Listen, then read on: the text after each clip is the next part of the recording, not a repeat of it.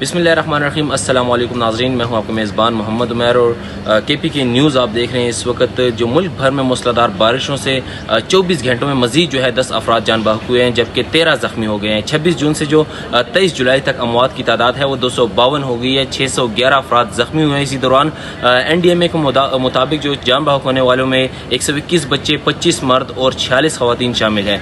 गुज़श्ता 24 घंटे के दौरान जो है मज़ीद 10 अफराद जान से गए हैं, जबकि 13 अफराद ज़ख्मी हुए हैं।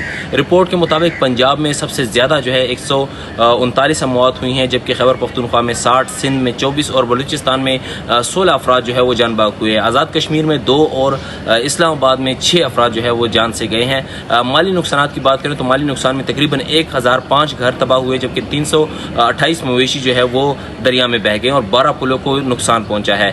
इसी पर वज़ीर-ए-आज़म शहबाज शरीफ ने गिलगित बल्तिस्तान में सैलाब में फंसे अफराद को निकालने के लिए रेस्क्यू ऑपरेशन मज़ीद तेज़ करने का हुक्म दिया है। शाहराह कराकोरम और नारायण बाबू सर चलास की बहाली की हिदायत भी कर दी है और उन्होंने कहा कि आने वाले मूनसून स्पेल्स के लिए NDMA और दीगर इदारे जो है मुश्तरका लाइम अमल जो है वो बनाएं और फंसे हुए सियाहों को रिहाइश और खुराक समेत हर मुमकिन सहूलत जो है वो भी फराहम करे। वज़ीर-ए-आज़म ने यह भी कहा है कि सैलाब से मुतासिर इलाकों में वबाई अमराज की रोकथाम के लिए जो है वो इकदामात इंतहाई ज़रूरी है और C-130 तैयारे जो है वो आज इलाकों में फंसे सियाहों को इस्लामाबाद लाएंगे। जी।